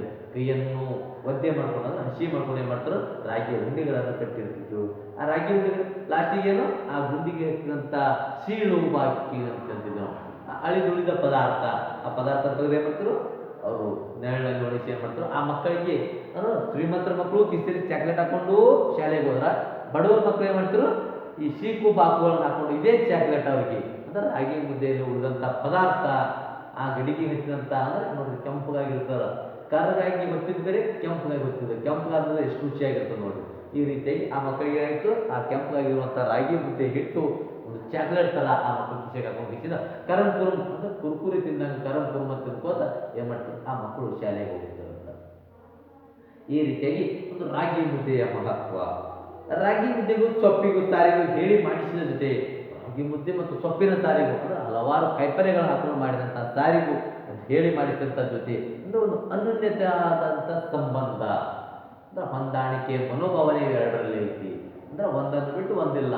ಅಂದ್ರೆ ಸಾರ ತಪ್ಪನಾಗಿರ್ತ ಮುದ್ದೆ, ಆ ತಪ್ಪನ ಮುದ್ದೆ ಆ ಸಾರಿನ ಜೊತೆ ಹೊಂದಾಣಿಸಿ ನಾವು ತಿಂದ್ವಿ ಅಂದ್ರೆ ಆ ರುಚಿಕಟ್ಟಾದಂಥ ಆಹಾರ ನಮಗೆ ಸಿಗ್ತೈತಿ. ಹಾಗೆ ನೋಡಿದರೆ ಮುದ್ದೆಗೆ ಯಾವ ಹೆಸರಿನೊಂದಿಗೂ ಹೊಂದಿಕೊಳ್ಳುವ ಗುಣವಿದೆ. ಅಂದ್ರೆ ಆ ಮುದ್ದೆಗೆ ಯಾವ ಹೆಸರು ಯಾವ ಸಾರಿನಿಂದ ಹೊಂದಿಕೊಳ್ಳುವ ಗುಣ ಅದನ್ನು ಅಂತ ಕೇಳ್ತಾರೆ ಇಲ್ಲಿ. ಹೌದು, ಆ ರಾಗಿ ಮುದ್ದೆ ಎಲ್ಲ ಸಾರುಗಳ ಜೊತೆಗೆ ಹೊಂದಿಕೊಂಡಿರುವಂತಹ ಗುಣ ಅದು ಹೊಂದೈತಿ. ಕಿವುಚಿದ ಸಾರು, ಸೊಪ್ಪು ಸಾರು, ಹಿತಕವರೆ, ಮೊಳಕೆ ಒಡೆದ ಹುರುಳಿ ಕಾಳು ಸಾರು. ನೋಡ್ರಿ ಈ ರೀತಿಯಾಗಿ ಒಂದು ಯಾವುದು ಕಿವುಚಿದ ಸಾರು ಅಂದ್ರೆ ಇದು ನೋಡ್ರಿ ನಾವು ಬ್ಯಾಳೆಯನ್ನು ಹಾಕಿಸಿ ಬ್ಯಾಳೆ ಕಿವುಚಿ ಏನು ಮಾಡ್ತೀವಿ ಸಾರು ಮಾಡ್ತೀವಿ. ಒಂದು ಕಟ್ಟಿನ ಸಾರು ಅಂತೀವಿ. ಆ ಬ್ಯಾಳೆ ಅಂದ್ರೆ ಆ ಕಟ್ಟನ್ನು ತೆಗೆದಿಸಿಂದ ಹೋಳಿಗೆ ಮಾಡುವಂಥ ಕಾರ್ಯದಲ್ಲಿ ತೆಗೆದು ಮಾಡ್ತೀವಿ, ಅದು ಕಿವುಚಿದ ಸಾರು. ಸೊಪ್ಪು ಸಾರು ಅಂದ್ರೆ ಕಾಯಿಪಲ್ಯಗಳನ್ನು ಹಾಕಿಸಿಂದ ಅಂದ್ರೆ ಯಾವುದು ಮೆಂತ್ಯ ಪಲ್ಯ, ಸಾಸಿವೆ ಪಲ್ಯ, ಸಬ್ಸಿ ಪಲ್ಯನ ಹಾಕಿಸಿಂದ ಸಾರು ಮಾಡುವಂಥದ್ದು. ಪಾಲಕ್ ಪಲ್ಯ ಹಾಕಿ ಏನು ಮಾಡ್ತಾರೆ ಆ ಸೊಪ್ಪುಗಳನ್ನು ಹಾಕಿ ಸಾರು ಮಾಡೋದು. ಹಿತಕವರೆ ಅಂದರೆ ಹಿತವಾದಂಥ ಸಾರನ್ನು ರೆಡಿ ಮಾಡುವಂಥದ್ದು ಹಿತಕವರೆ. ಮೊಳಕೆ ಹೊಡೆದ ಹುರುಳಿ ಕಾಳು, ಹುರುಳಿ ಕಾಳುಗಳು ಇರ್ತಾವೆ. ಹುರುಳಿ ಕಾಳು ಏನು ಮಾಡ್ತಾರೆ ರಾತ್ರಿ ಹೊತ್ತಿನಲ್ಲಿ ಒಂದು ಸ್ವಲ್ಪ ನೀರಲ್ಲಿ ಇಕ್ಕಿಸಿಂದ ಅರಿವಿ ಹಾಕಿ ಕಟ್ಟಿದಾಯ್ತು ಮೊಳಕೆ ಹೊಡಿತಾವೆ. ಆ ಮೊಳಕೆ ಹೊಡಿಕಿಸಿಂದ ಅದನ್ನೇನು ಮಾಡೋದು ಸಾಂಬಾರಲ್ಲಿ ಹಾಕಿಸಿಂದ ಸಾರು ರೆಡಿ ಮಾಡೋದು. ಸಾರು ಉಪ್ಪು ಮೆಣಸಿನಕಾಯಿ ಗೊಜ್ಜು, ಉಪ್ಪು ಮತ್ತು ಮೆಣಸಿನಕಾಯಿ ಕುಟ್ಕಿಸಿ ಏನು ಮಾಡ್ತಾರೆ ಅದೊಂದು ಗೊಜ್ಜನ್ನು ರೆಡಿ ಮಾಡ್ತಾರೆ. ಗೊಜ್ಜು ಹಚ್ಕೊಂಡಿಸಿ ಏನು ಮಾಡ್ತಾರೆ ಆ ರಾಗಿ ಮುದ್ದೆ ಸೇವನೆ ಮಾಡ್ತಾರೆ. ಕೋಳಿ ಸಾರು ಹೀಗೆ ಎಲ್ಲದರೊಂದಿಗೂ ರಾಗಿ ಹಿಟ್ಟು ಅನುರೂಪ ಜೋಡಿಯಾಗಬಲ್ಲದು. ಕೋಳಿ ಸಾರು ಇದೇ ರೀತಿ ಎಲ್ಲ ಸಾರುಗಳು ಗೊಜ್ಜಿನ ಸಾರು, ಹಿಟ್ಟಿನ ಸಾರು, ಯಾವುದು ಬ್ಯಾಳಿ ಸಾರು, ಎಲ್ಲ ಸಾರು ಕೋಳಿ ಸಾರು ಸಹಿತ ಅದ್ರ ಜೊತೆಗೆ ಏನು ಮಾಡ್ತಾರೆ ರಾಗಿ ಹಿಟ್ಟು ಶ್ರೇಷ್ಠವಾದಂಥದ್ದು. ನೋಡ್ರಿ ನಾವು ಕೋಳಿ ಸಾರು ಮಾಡ್ಕೊಂಡು ಏನಂತೀವಿ ರೊಟ್ಟಿ ಹಚ್ಕೊಂಡ್ತೀವಿ, ಅದು ರಾಗಿ ಸಾರು. ರಾಗಿ ಸ್ವಲ್ಪ ತಿಂಡಿಗಳು ಮಾಡ್ಕೊಂಡು ಆ ಸಾರಿನ ಏನು ಮಾಡ್ತಾರೆ ಮಾಡ್ತಾರೆ. ಈ ರೀತಿಯಾಗಿ ಎಲ್ಲ ಸಾರಿನ ಜೊತೆಗೆ ಏನು ಮಾಡ್ತಾರೆ ಈ ರಾಗಿ ಹಿಟ್ಟು ಹೊಂದಾಣಿಕೆ ಆಗ್ತದ. ಹೊಂದಾಣಿಕೆ ಹಾಕಿಸಿದ ಒಂದು ರುಚಿಕಟ್ಟಾದಂಥ ಆಹಾರವಾಗಿಸಿಂದ ಅದು ಬೇರ್ಪಡ್ತದೆ. ನೋಡ್ರಿ ಬರೇ ರಾಗಿ ಹಿಟ್ಟನ್ನು ತಿಂದು ನೋಡ್ರಿ ಎಷ್ಟು ತಪ್ಪಿರ್ತದೆ. ಅದೇ ಸಾಂಬಾರ್ ಜೊತೆ ರಾಗಿ ಹಿಟ್ಟು ಬೆರೆತಾಗ ಅದರ ಸ್ವಾದನೆ ಬೇರೆ, ಅದರ ರುಚಿಕಟ್ಟಾದಂಥ ಗುಣಗಳೇ ಬೇರೆ. ಈ ರೀತಿಯಾಗಿ ಚಹ ರಘುನಾಥ್ ಅವರು ಒಂದು ರಾಗಿ ಹಿಟ್ಟು ಎಲ್ಲದರಲ್ಲಿಯೂ ರಾಗಿ ಹಿಟ್ಟು ಹೊಂದಾಣಿಕೆ ಆಗ್ತದೆ ಅನ್ನುವಂಥ ಭಾವನೆಯನ್ನು ವ್ಯಕ್ತಪಡಿಸ್ತಾರೆ. ಯಾವುದೂ ಇಲ್ಲವೇನಿ ಕೊನೆಗೆ ನೀರು ಮಜ್ಜಿಗೆ ಇದ್ದರೂ ಸಾಕು. ನೋಡ್ರಿ ಯಾವುದು ಸಾರಿಲ್ಲ ಇಲ್ಲಿ, ಇಲ್ಲವೇನಿ ಯಾವುದೂ ಇಲ್ಲ ಇಲ್ಲಿ. ಕೊನೆಗೆ ನೀರು ಮಜ್ಜಿಗೆ ಇದ್ದರೂ ಸಾಕು. ಕೊನೆಗೆ ಏನಂತ ನೀರು ಮತ್ತು ಮಜ್ಜಿಗೆ ಇದ್ದರೂ ಸಾಕು. ರಾಗಿ ಮುದ್ದೆ ಏನು ಮಾಡ್ತದ ಅದನ್ನ ಕಾರ್ಯವಂತ ಮಾಡ್ತದ. ನೋಡ್ರಿ ನೀರು ಮಜ್ಜಿಗೆ ಇದ್ದರೆ ಸಾಕು ಅಂದ್ರೆ ನೀರು ಮಜ್ಜಿಗೆ ಇದ್ದರೆ ಸಾಕು ಅಂತ ಹೇಳ್ತಾರೆ ಇಲ್ಲಿ. ಮಜ್ಜಿಗೆಯಲ್ಲಿ ಮುದ್ದೆಯನ್ನು ಕದರಿ ಕುಡಿಯುವ ಸುಖ ಅಂದ್ರೆ ಆ ಮಜ್ಜಿಗೆ ಸಾಂಬಾರು ಬೇಡ, ಇಲ್ಲಿ ಯಾವುದು ಗೊಜ್ಜಿನ ಸಾರು, ಬೇಳೆ ಸಾರು, ಯಾವುದೇ ಸಾರು ಇರ್ಲಿಕ್ಕಂದ್ರೂ ಸಾಕು, ನೀರು ಮಜ್ಜಿಗೆ ಇದ್ರೆ ಸಾಕು. ಆ ನೀರು ಮಜ್ಜಿಗೆ ಏನು ಬರುತ್ತಾ ಅದೇ ಮುದ್ದೆ ಏನೇನು ಮಾಡೋದು ನಾವು ಸ್ವಲ್ಪ ಸಣ್ಣಾಗಿ ಕಟ್ ಮಾಡಿಸಿದ ಅಳಗಾಡಿಸಿ ಆ ಮುದ್ದೆಯನ್ನು ಮುದ್ದೆ ಸಾಕು. ಅಷ್ಟು ರುಚಿಕಟ್ಟಾದಂಥ ರಾಗಿ ಮುದ್ದೆ ನಮಗೆ ಊರಲ್ಲಿ ಸಿಗ್ತೈತಿ. ಕದರಿ ಕುಡಿಯುವ ಸುಖ ಅಂದ್ರ ಆ ರಾಗಿ ಮುದ್ದೆಯನ್ನು ಮಾಡಿಸಿಂದ ಲಾಸ್ಟಿಗೇನು ಆ ಮಜ್ಜಿಗೆಯನ್ನು ಕುಡಿತೀವಲ್ಲ ಆ ಕದರಿ ಅಂದ್ರೆ ಆ ತಿಂದ ಆದ ತಕ್ಷಣ ಆ ಕುಡಿಯುವಂಥ ಸುಖ ಯಾವ ರೀತಿಯಾಗಿರ್ತದೆ ಅಂದ್ರೆ ಆ ರಾಗಿ ಮುದ್ದೆ ತನ್ನಲ್ಲಿರುವಂಥ ಲವಣಾಂಶಗಳನ್ನೆಲ್ಲ ಆ ಮಜ್ಜಿಗೆಯಲ್ಲಿ ಬಿಟ್ಟಿರ್ತದೆ. ಅವಾಗ ಆ ಮಜ್ಜಿಗೆ ಹಿತವನ್ನು ಮಾಡ್ತದೆ. ಉಪ್ಪು ಮೆಣಸಿನಕಾಯಿ ಗೊಜ್ಜಿನೊಂದಿಗೆ ಮುದ್ದೆಯನ್ನು ಉಪ್ಪು ಮೆಣಸಿನಕಾಯಿ ಗೊಜ್ಜು ರೆಡಿ ಮಾಡಿಸಿದ ಆ ಮುದ್ದೆಯನ್ನು ಮೆದ್ದಿ ಮೆಲ್ಲುವ ಆನಂದವನ್ನು ಅನುಭವಿಸಿದವರೇ ಬಲ್ಲರು. ಅಂದ್ರೆ ಆ ಮೆಣಸಿನಕಾಯಿ ಗೊಜ್ಜು ರೆಡಿ ಮಾಡಿಕೊಂಡು ಉಪ್ಪ ಮೆಣಸಿನಕಾಯಿ ಅದನ್ನು ಗೊಜ್ಜು ರೆಡಿ ಮಾಡಿಸಿದ ಅದರಲ್ಲಿ ರಾಗಿ ಮುದ್ದೆಯನ್ನು ಹಾಕೊಂಡು ಉಂಡುವಂಥವ್ರ ಸುಖ ಆನಂದ ಅನುಭವಿಸುವವರೇ ಬಲ್ಲರು. ಎಲ್ಲರಿಗೆ ಆ ಅನುಭವ ಸಿಗ್ಲಕ್ಕೆ ಸಾಧ್ಯನೇ ಇಲ್ಲ. ನೋಡ್ರಿ, ಕೆಲವೊಬ್ರು ಮೆಣಸಿಕಾಯಿ ತಿನ್ನಕ್ಕೆ ಹಿಂಜೆ ಇರ್ತಾರೆ, ಕೆಲವೊಬ್ರು ಮೆಣಸಿಕಾಯಿ ತರಾಗವಾಗಿರ್ತಾರೆ. ನೋಡ್ರಿ, ನಾವು ನಾಷ್ಟದಲ್ಲಿ ಹಾಕಿದ್ರು ಮೆಣಸಿಕಾಯಿ ತಿನ್ನಲ್ಲ, ಒಂಥರಾಗಿ ಮೆಣಸಿಕಾಯಿಯನ್ನು ಕುಟ್ಟಿ ಸಣ್ಣ ಮಾಡಿ ಆ ಮೆಣಸಿಕಾಯಿ ಸೇವನೆಯನ್ನು ಮಾಡ್ತಾರೆ. ಆ ರಾಗಿ ಮುದ್ದೆ ಜೊತೆಗೆ ಆ ಮೆಣಸಿಕಾಯಿ ಗೊಜ್ಜು ಅಷ್ಟು ಆನಂದಕರ, ಅಷ್ಟು ಸುಖಕರವಾದಂಥ ತಿನಿಸು ಅಂತ ಹೇಳಿ ಹೇಳ್ತಾರೆ ಅವರು. ನೋಡ್ರಿ, ಆ ಶರೀರಕ್ಕೆ ಆ ರೀತಿಯಾದಂಥ ತಂಪನ್ನು ನೀಡ್ತದು. ನೋಡ್ರಿ, ಮೆಣಸಿಕಾಯಿ ಖಾರ ಈ ಥರ ಉರಿತು ಅಂತ ನಾವು ಅಂತೀವಲ್ಲ, ಆದ್ರೂ ಅದು ಏನು ಮಾಡ್ತಾರೆ, ಮೆಣಸಿಕಾಯಿ ಆ ಶರೀರಕ್ಕೆ ಅಷ್ಟು ತಂಪನ್ನು ನೀಡ್ತದೆ. ಆ ರಾಗಿ ಮುದ್ದೆ ಮೆಣಸಿಕಾಯಿ ಉಪ್ಪನ್ನು ಗೊಜ್ಜನ್ನು ರೆಡಿ ಮಾಡಿ ಆ ರಾಗಿ ಮುದ್ದೆ ಉಂಡ್ರೆ ಆನಂದವನ್ನು ಅನುಭವಿಸಿದವರೇ ಬಲ್ಲರು. ಆ ಸುಖವನ್ನು ಅನುಭವಿಸಿದವರಿಗೆ ಮಾತ್ರ ಅದರ ಅನುಭವ ಇರ್ತದ, ಎಲ್ಲರಿಗೂ ಅದರ ಅನುಭವ ಸಿಗ್ಲಿಕ್ಕೆ ಸಾಧ್ಯತೆ ಇಲ್ಲ. ಅದು ಪದಗಳಿಗೆ ನಿಲುಕದ ರಸಾನುಭವ. ಅದು ಏನು, ಒಂದು ಪದಗಳಿಗೆ ನಿಲುಕದಂತ ಒಂದು ರಸಾನುಭವ ಅಂದ್ರೆ ಆ ಉಂಡಂತ ರಾಗಿ ಮುದ್ದೆ ಸ್ವಾದ, ಆ ರಾಗಿ ಮುದ್ದೆ ರಸ ಆ ಉಂಡವರಿಗೆ ಬಲ್ಲ. ಮುದ್ದೆ ಮಹಿಮೆ ಮಹಾಭಾರತದಲ್ಲಿದ್ದಷ್ಟಿದ್ದರು. ನೋಡ್ರಿ, ಆ ಮುದ್ದೆ ಮಹಿಮೆ ಮಹಾಭಾರತದಷ್ಟಿದ್ದರೂ ಆಧುನಿಕ ಸಂದರ್ಭದಲ್ಲಿ ಮುದ್ದೆ ಎಂದರೆ ಮೊರೆ ತಿರುಗಿಸುವವರು. ಈ ರೀತಿಯಾಗಿ ಮಹಾಭಾರತದಲ್ಲಿ ಏನಂತು, ಆ ಮುದ್ದೆ ರಾಗಿ ಮುದ್ದೆ ಊಟ ಅಂದ್ರೆ ಮಾರಿಯನ್ನು ತಿರುಗಿಸುವಂತ ಕಾರ್ಯ ಅಲ್ಲಿ ನಡೆದಿರ್ತದೆ. ಅಂದ್ರೆ ಮುದ್ದೆ ಊಟ ಮಾಡಂದ್ರೆ ಮಾರಿ ತಿರುಗಿಸ್ತಿದ್ರತ್ತವರು. ಅದು ಮಧುಮೇಹಿಗಳ ಪಥ್ಯ ಎಂದು ಮೂಗು ಮುರಿಯೋರು. ಅಂದ್ರೆ ಅದೊಂದು ಮಧುಮೇಹಿಗಳು ಮಾಡುವಂತ ಒಂದು ಪಥ್ಯ. ನೋಡ್ರಿ, ನಾವೇನಾದ್ರೂ ಇಲ್ಲಿ ಹುಳ ಉಬ್ಬಿ ಹುಟ್ಟಿದ್ರ, ನಾಯಿ ಕಡೆ ಒಂದು ಪಥ್ಯ ಏನ್ ಮಾಡ್ತೀವಲ್ಲ, ಅದೊಂದು ಮಧುಮೇಹಿ ಆದಂಥ ವ್ಯಕ್ತಿಗಳು ಏನ್ ಮಾಡ್ತಾರ, ಪಥ್ಯ ಮಾಡುವಂತ ಕಾರ್ಯ. ಅವ್ರು ಮಾತ್ರ ಏನ್ ಮಾಡ್ತಾರ, ಮಧುಮೇಹಿಗಳು ಮಾತ್ರ ಅದನ್ನು ಊಟ ಮಾಡ್ತಾರ ಅಂತೇಳಿ ಹೇಳ್ತಾರೆ ಇಲ್ಲಿ. ನಾವು ಪಥ್ಯ ಯಾವ ರೀತಿ ಏನ್ ಮಾಡ್ತೀವಿ, ತುಂಬ ಶೇಂಗಾ ತಿನ್ಬೇಡ, ಕಡಲೆಬೇಳೆ ತಿನ್ಬೇಡ, ಮೆಣಸಿನ್ಕಾಯಿ ತಿನ್ಬೇಡ, ಪಥ್ಯದಲ್ಲಿ ಹಲವಾರು ಪದಾರ್ಥಗಳನ್ನು ತಿನ್ಬೇಡ, ಬದನೆಕಾಯಿ ತಿನ್ಬೇಡ, ಏನಾಗ್ತದ ಅದರಿಂದ ಏನಾಗ್ತದ, ನಂಜಾಗ್ತದ ಎನ್ನುವಂಥ ಭಾವನೆಯನ್ನು ವ್ಯಕ್ತಪಡಿಸಿದ್ರು. ಆ ರೀತಿಯ ಪಥ್ಯ ಎನ್ನುವ ಮೂಗು ಮುರಿಯುವವರು ಸಾಕಷ್ಟಿದ್ದಾರೆ. ಮುದ್ದೆಯ ಬಣ್ಣ ಮೈ ಬಣ್ಣ ಕಲಿಸುತ್ತಿದ್ದೆಂದು ಕಂಗಾಲಾಗುವ ಮಂಗಿಗಳಾಗಿ ಲಾಂಗಿಯರು ಇದ್ದಾರೆ. ಈ ರೀತಿಯಾಗಿ ಮುದ್ದೆಯ ಬಣ್ಣ ಮೈ ಬಣ್ಣ, ಯಾವ ರೀತಿಯಾಗಿ ಮುದ್ದೆಯ ಬಣ್ಣ ಕಪ್ಪುಗಾಗ್ಯದ, ಕರ್ರಗೈತಿ, ಕಂದಿಸುತ್ತದೆಂದು ಕಂಗಾಲಾಗುವ ಕೋಮಲಾಂಗಿಯರು ಇದ್ದಾರೆ. ಅಂದ್ರೆ ಆ ರಾಗಿ ಮುದ್ದೆ ಅನ್ನುವುದರಿಂದ ಏನಂತ, ನಮ್ಮ ಮೈ ಬಣ್ಣ ಏನಂತ ಕಪ್ಪಗಾಗ್ತದೆ ಅನ್ನುವಂಥ ಕೋಮಲಾಂಗಿಗಳು ಸಹಿತದಾರ. ಅಂದ್ರೆ ಹೆಣ್ಣು ಮಕ್ಕಳು ಹಲವಾರು ಚೆಲುವರು ಏನು ಮಾಡ್ತಾರೆ, ರಾಗಿ ಮುದ್ದೆ ಮೊದಲೇ ಕಪ್ಪುಗಾದ, ನಾವು ಸಹಿತ ಸೇವಿಸಿದಂಥ ವ್ಯಕ್ತಿಗಳು ಸಹಿತ ಕಪ್ಪಗಾಗ್ತೀವಿ, ರಾಗಿ ಮುದ್ದೆ ಉಂಡೋರು ಕಪ್ಪಗಾಗ್ತಾರೆ ಅನ್ನುವಂಥ ವ್ಯಕ್ತಿಗಳದಾರ. ಪಥ್ಯದ ನಿರ್ಣಯದ ಅದು ಏನು ಮೂಗು ಮುಗಿಯುವಂಥ ವ್ಯಕ್ತಿಗಳದಾರ, ಮುಖ ತಿರುಗಿಸುವಂಥ ವ್ಯಕ್ತಿಗಳದಾರ. ಈ ರೀತಿಯಾಗಿ ರಾಗಿ ಮುದ್ದೆ ಇಷ್ಟೇ ಶ್ರೇಷ್ಠವಾದಂಥ ಆಹಾರ ಪದಾರ್ಥ ಅದರ ಸಹಿತ ಮೂಗು ಮುರಿಯುವಂಥವ್ರದಾರ. ಏನು, ನಾವು ರಾಗಿ ಮುದ್ದೆ ಕಪ್ಪಗಾದಂಥ ಆಹಾರ ಪದಾರ್ಥ ಅದನ್ನು ತಿಂದ್ವಿ ಏನಂತ ನಾವು ಸಹಿತ ಕಪ್ಪಗಾಗ್ತೀವಿ ಅನ್ನುವಂಥ ಮೈಬಣ್ಣ ಸಹಿತ ಕಂದಾಗ್ತದೆ ಅನ್ನುವಂಥ ಭಾವನೆಯಲ್ಲಿ ಕೋಮಲಾಂಗಿಯರು ಸಹಿತ ಅದಾರ ಇಲ್ಲಿ. ರಾಗಿ ಎಂದರೆ ಮುದ್ದೆ ಅಥವಾ ರೊಟ್ಟಿ ಎಂದಷ್ಟೇ ಹೇಳುವ ದಿನಗಳು ಈಗಿಲ್ಲ. ರಾಗಿ ಮುದ್ದೆ ಅಂದ್ರೆ ರೊಟ್ಟಿ, ಜೋಳದ ರೊಟ್ಟಿ, ರಾಗಿ ಮುದ್ದೆ. ನಾವು ಯಾವ ರೀತಿಯಾಗಿ ಜೋಳದ ರೊಟ್ಟಿ ಎಷ್ಟು ದಿನ ಉಂಟ್ರು ನಮ್ಗೆ ಬೇಸರಿಕೆ ಆಗಲ್ಲ. ಶ್ರೇಷ್ಠವಾದಂಥ ಆಹಾರ ಪದಾರ್ಥ ಅದು. ನೋಡ್ರಿ, ಅದೇ ಗೋಧಿಯ ಅಡಿಗೆ ನಾವು ಊಟ ಮಾಡಕತ್ತೀವಿ, ಅಕ್ಕಿ ಅಡಿಗೆ ನಾವು ಊಟ ಮಾಡಕತ್ತೀವಿ, ಬೇಸರ ಆಗುತ್ತೆ. ಒಂದಿನ 2 ದಿನ ಮಾತ್ರ ಅಷ್ಟೇ ಚಲೋ ಅದು. ಅದೇ ರೊಟ್ಟಿಯನ್ನು ಎಷ್ಟು ದಿನ ಉಂಡ್ರು ನಮ್ಗೆ ಬೇಸರಿಕೆ. ಅದೇ ರೀತಿ ಮಂಡ್ಯ, ಕೋಲಾರ, ತುಮಕೂರು ಕಡೆ ಸಹಿತ ಹೆಚ್ಚಾಗಿ ರಾಗಿ ಕಣಜ್ಜ ಅಂತ ನಾವು ಕರಿತೀವಿ. ಅಲ್ಲಿ ರಾಗಿ ಬೆಳೆಯೋರು ಏನ್ ಮಾಡ್ತಾರೆ, ಹೆಚ್ಚಾಗಿ ರಾಗಿ ಮುದ್ದೆ. ತುಮಕೂರಲ್ಲಿ ನೋಡ್ರಿ, ರಾಗಿ ಮುದ್ದೆ ಪ್ರಸಿದ್ಧಿಯಾದಂಥ ಸ್ಥಳ ಅದು. ಅಲ್ಲಿ ಹೋಗಿ ಏನ್ ಮಾಡ್ತಾರೆ, ರಾಗಿ ಮುದ್ದೆ. ನಾವು ಯಾವ ರೀತಿ ಜೋಳದ ರೊಟ್ಟಿ, ಜೋಳದ ಮುದ್ದೆ ಮಾಡ್ಕೊಳ್ತೀವಿ, ಅದೇ ರಾಗಿ ಮುದ್ದೆ ಊಟ ಮಾಡ್ತಾರ. ರಾಗಿ ಎಂದರೆ ಮುದ್ದೆ ಅಥವಾ ರೊಟ್ಟಿ ಎಂದಷ್ಟೇ ಹೇಳುವ ದಿನಗಳು ಈಗಿಲ್ಲ. ರಾಗಿ ದೋಸೆ, ರಾಗಿ ಇಡ್ಲಿ, ರಾಗಿ ಹಿಟ್ಟ ಜೋಡಿಸಿದ ರಾಗಿ ಮುದ್ದೆ, ರಾಗಿ ರೊಟ್ಟಿ ಮಾಡಿ ಇವೆರಡೇ ಮಾಡ್ತೀವಿ. ಆಗ ಈಗಿನ ದಿನಮಾನಗಳಲ್ಲಿ ರಾಗಿ ದೋಸೆ, ರಾಗಿ ಇಡ್ಲಿ, ರಾಗಿ ಶಾವಿಗೆ, ರಾಗಿ ಚಕೋಲಿ, ರಾಗಿ ಹಪ್ಪಳ, ರಾಗಿ ಬಿಸ್ಕತ್ತು, ಹೀಗೆ ರಾಗಿ ಮೈಮೆ ದೊಡ್ಡದಾಗಿ ಬೆಳೆಯುತ್ತದೆ. ಅಂದ್ರೆ ಇಲ್ಲಿ ರಾಗಿ ಮುದ್ದೆ, ರಾಗಿ ಮುದ್ದೆ, ರಾಗಿ ರೊಟ್ಟಿ ಮಾಡಿದ್ವಿ ಅಂದ್ರೆ ಏನ್ ಮಾಡಲ್ಲ, ಎಲ್ಲರೂ ಅದನ್ನು ಊಟ ಮಾಡಲ್ಲ. ಅಂದ್ರೆ ರಾಗಿಯನ್ನು ತಿರಸ್ಕರಿಸ್ತಾರೆ ಅನ್ನುವಂಥ ಭಾವನೆ. ರಾಗಿ ಇಡ್ಲಿ, ರಾಗಿ ದೋಸೆ, ಅಕ್ಕಿಯಿಂದ ನಾವು ಎಲ್ಲರೂ ರೆಡಿ ಮಾಡ್ತೀವಿ, ಅನ್ನ ರೆಡಿ ಮಾಡ್ತೀವಿ, ಏನ್ ಮಾಡ್ತೀವಿ, ಈ ಜೋಳದಲ್ಲಿ ಅಕ್ಕಿಯನ್ನು ಹಾಕಿ ರೊಟ್ಟಿ ರೆಡಿ ಮಾಡ್ತೀವಿ, ಅದ್ರ ಜೊತೆಗೆ ಇಡ್ಲಿ, ಅಕ್ಕಿ ರವೆ ಮಾಡಿ ಇಡ್ಲಿ ಮಾಡ್ತೀವಿ, ದೋಸೆ ಮಾಡ್ತೀವಿ, ಈ ರೀತಿಯಾದಂಥ ಉತ್ತಪ್ಪ ಅವು ಎಲ್ಲ ಮಾಡ್ತೀವಿ. ಅದೇ ರೀತಿ ಇವರು ಮಾಡ್ತಾರೆ. ರಾಗಿ ಇದ್ದರೆ ರಾಗಿ ರೊಟ್ಟಿ, ರಾಗಿ ಮುದ್ದೆ ಮಾಡೋದು, ರಾಗಿ ಇಡ್ಲಿ, ರಾಗಿ ದೋಸೆ, ರಾಗಿ ಶಾವಿಗೆ. ಶಾವಿಗೆ ನಾವು ಗೋಧಿ ಹಿಟ್ಟನ್ನು ಬಿಸ್ಕೊಂಡು ಶಾವಿಗೆ ಮಾಡ್ತೀವಿ, ಅದೇ ರೀತಿ ಇವ್ರು ಮಾಡ್ತಾರೆ.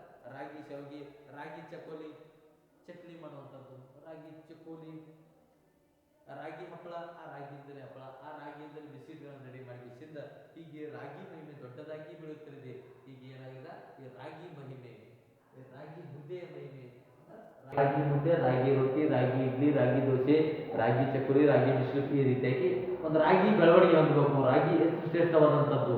ರಾಗಿ ನಾವು ಊಟ ಮಾಡೋದ್ರಿಂದ ನಾವು ಯಾವ ರೀತಿಯಾಗಿ ಗಟ್ಟಿಯಾಗಿರ್ತೀವಿ, ನಾವು ಶ್ರೇಷ್ಠ ಆಗಿರ್ತೀವಿ. ಈ ರೀತಿಯಾಗಿ ಒಂದು ರಾಗಿಯ ಮಹತ್ವವನ್ನು ಸಿ ಆರ್ ರಘುನಾಥ್ ಅವರು ಹೇಳ್ತಾರೆ. ರಾಗಿಯ ಬಗ್ಗೆ ಮಾತನಾಡುವಾಗ ಕನ್ನಡ ನಾಡಿನ ರೈತರ ನಡುವೆ ರಾಗಿ ಲಕ್ಷಣವು ಎಂದೇ ಹೆಸರಾದ ಡಾಕ್ಟರ್ ಸಿ ಎಚ್ ಲಕ್ಷ್ಮಣಯ್ಯನವರನ್ನು ನೆನಪಿಸಿಕೊಳ್ಳಬೇಕು. ಈ ರೀತಿಯಾಗಿ ರಾಗಿ ಲಕ್ಷ್ಮಣಯ್ಯ ಅವನು ಒಂದು ಹೆಸರೇ ಪವಿತ್ರ. ಅದು ಅಂದ್ರೆ ರಾಗಿಯಷ್ಟೇ ಶ್ರೇಷ್ಠವಾದಂತಹ ವ್ಯಕ್ತಿಯವ. ನೋಡಿ, ರಾಗಿಯಿಂದ ಏನೆಲ್ಲ ಉಪಯೋಗಗಳದಾವು. ಒಂದು, ಹೃದಯ ಬೇನೆ, ಕ್ಯಾನ್ಸರ್ ರೋಗ ತಡೆಗಟ್ಟಬಹುದು, ರಕ್ತದಲ್ಲಿರುವ ಸಕ್ಕರೆ ಪ್ರಮಾಣವನ್ನು ಕಡಿಮೆ ಮಾಡ್ತದ, ಅಂದ್ರೆ ಹಸುಳೆಯರ ಬೆಳವಣಿಗೆ ಪ್ರಮಾಣ, ಅಂದ್ರೆ ಚಿಕ್ಕ ಮಕ್ಕಳ ಬೆಳವಣಿಗೆ ಪ್ರಮಾಣ ಹೆಚ್ಚು ಮಾಡ್ತದ. ಇಷ್ಟೆಲ್ಲ ಹೇಳಿದಲ್ಲ. ಅದೇ ರೀತಿಯಾಗಿ ಆ ಸಿ ಆರ್ ರಘುನಾಥ್ ಅವರ ಹಳ್ಳಿಯಲ್ಲಿ ರಾಗಿ ಲಕ್ಷ್ಮಣಯ್ಯ ಎನ್ನುವಂಥ ವ್ಯಕ್ತಿ, ಆ ರಾಗಿ ಲಕ್ಷ್ಮಣಯ್ಯ ಎಂದೇ ಪ್ರಖ್ಯಾತಿಯನ್ನು ಪಡೆದಂಥ ವ್ಯಕ್ತಿ.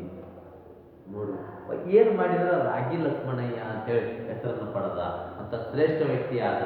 ನೋಡಿ, ಎಲ್ಲರಿಗೂ ಇದು ಆಗಕ್ಕೆ ಸಾಧ್ಯ ಇಲ್ಲ. ಅನುಭವ ಯಾವ ರೀತಿಯಾಗಿ ರಾಗಿಯ ಊಟವನ್ನು ಮಾಡ್ಯಾರ. ಡಾಕ್ಟರ್ ಸಿ ಎಚ್ ಲಕ್ಷ್ಮಣಯ್ಯರವರು ನೆನಪಿಸ್ಕೊಳ್ಬೋದು. ರಾಗಿ ಲಕ್ಷ್ಮಣಯ್ಯ ಎಂದೇ ಹೆಸರಾದಂಥ ಡಾಕ್ಟರ್ ಸಿ ಎಚ್ ಲಕ್ಷ್ಮಣಯ್ಯರವರನ್ನು ನಾವು ನೆನಪಿಸಿಕೊಳ್ಳಬೇಕು. ಮೈಸೂರು ತಾಲೂಕಿನ ಹಾರೋಹಳ್ಳಿಯ ಆ ಮೈಸೂರು ತಾಲೂಕಿನಲ್ಲಿರುವಂತಹ ಒಂದು ಹಾರೋಹಳ್ಳಿ ಎನ್ನುವಂಥ ಗ್ರಾಮದಲ್ಲಿ ಈ ರಾಗಿ ಮೋಹಿಯ ಗಮನ ರಾಗಿಯತ್ತ ಹರಿಯುವ ವೇಳೆಗೆ, ಅಂದರೆ ರಾಗಿ ಮೋಹಿಯ ಗಮನ ಏನೋ ಒಂದು ರಾಗಿಯತ್ತ ಹರಿಯುವ ವೇಳೆಗೆ ರಾಗಿ ತಳಿಗಳ ಕುರಿತು ಸಂಶೋಧನೆ ತೆಗೆದುಕೊಂಡು ದಶಕಗಳಾಗಿದ್ದವು. ಆ ರಾಗಿ ಕುರಿತೇನೋ ಸಂಶೋಧನೆಗಳು, ಅಂದರೆ ರಾಗಿ ಯಾವ ರೀತಿ ಬೆಳಿಬೇಕು, ರಾಗಿ ಯಾವ ರೀತಿಯಾಗಿ ಎಣ್ಣೆಗಳು ಬೆಳಿಬೇಕು, ಯಾವ ರೀತಿಯಾಗಿ ರಾಶಿ ಮಾಡಬೇಕು, ಒಂದು ಸಂಶೋಧನೆ. ನಾವು ಏನೇ ಕೆಲಸ ಕಾರ್ಯಗಳು ಮಾಡಬೇಕು, ಒಂದು ಸಂಶೋಧನೆ ತೆಗಿಬೇಕು. ಅಂದಾಗ ಮಾತ್ರ ಅಲ್ಲಿ ಕೆಲಸ ಕಾರ್ಯಗಳಾಗ್ತವೆ. ಅದೇ ರೀತಿ ರಾಗಿ ಸಂಶೋಧನೆ ನಡೆಯುವುದಕ್ಕಿಂತಲೂ ಪೂರ್ವದಲ್ಲಿ ಏನಾಗಿತ್ತು, ಸ್ಥಗಿತಗೊಂಡ ದಶಕಗಳಾಗಿದ್ದವು. ಅಂದರೆ ರಾಗಿ ಸಂಶೋಧನೆ ನಡೆದು ದಶಕಗಳಾಗಿದ್ದವು. ಇಳುವರಿ ಹಾಗೂ ಆರ್ಥಿಕವಾಗಿ ಅಷ್ಟೇನೂ ಲಾಭದಾಯಕವಲ್ಲದ ಸ್ಥಳೀಯ ತಳಿಗಳನ್ನು ರೈತರು ನೆಚ್ಚಿಕೊಂಡಿದ್ದರು.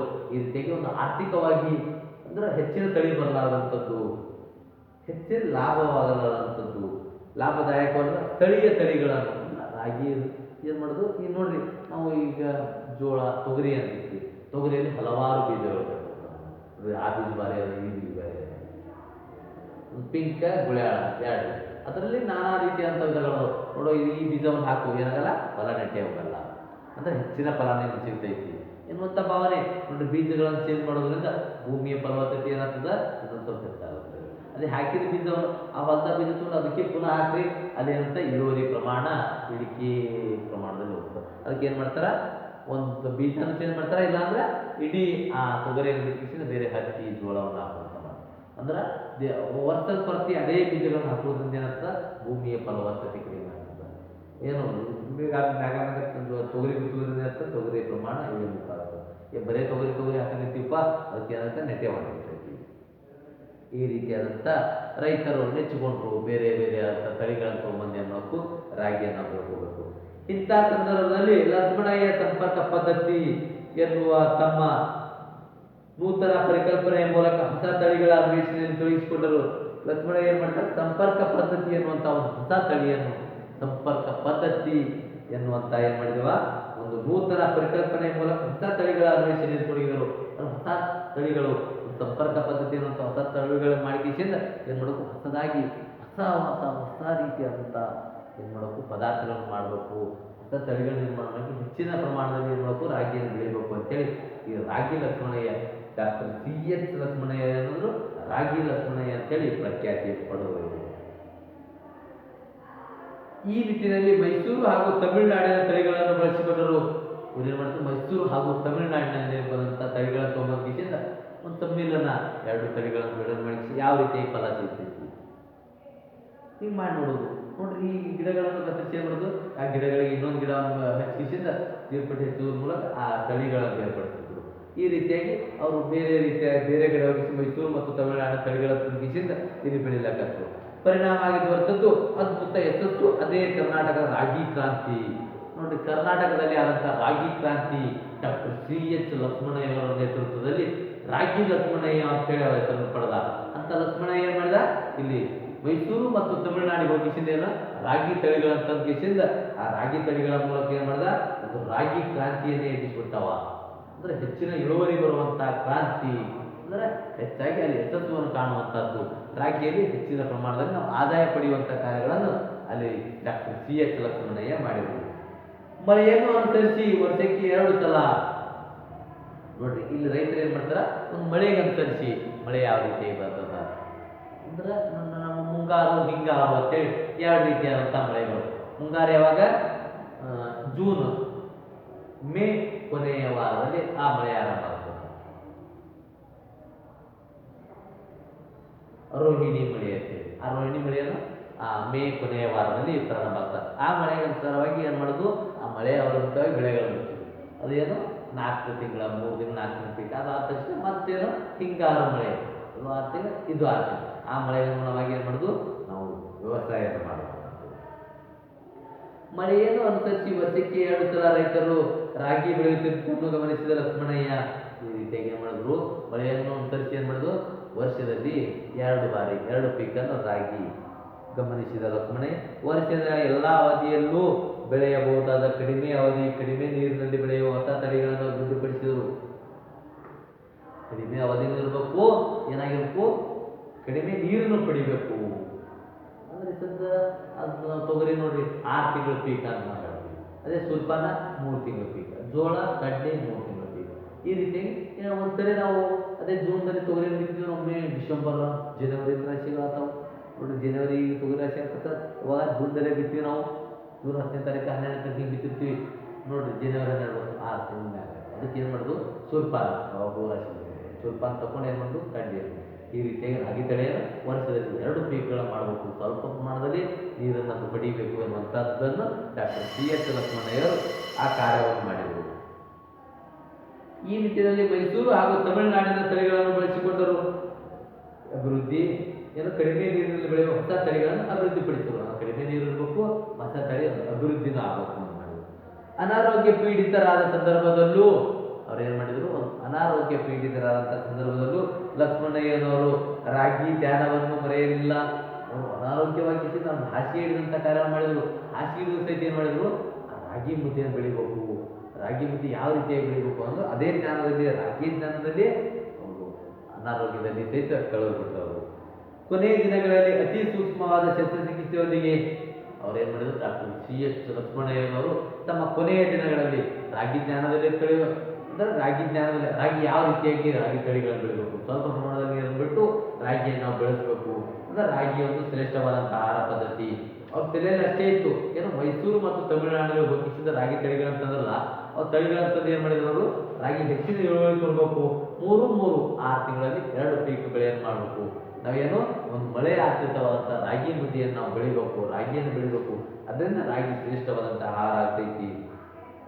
ಕೊನೆಯದಾಗಿ ಏನು, ಅನಾರೋಗ್ಯ ಪೀಡಿತನಾಗಿ ಹಾಸಿಗೆ ಹಿಡಿದಂಥ ಸಂದರ್ಭದಲ್ಲಿ ಏನು ಮಾಡಿರೋರು, ರಾಗಿ ಜ್ಞಾನದಲ್ಲಿಯೇ ತಮ್ಮ ಜೀವನವನ್ನು ಸಾಗಿಸಿರೋರು.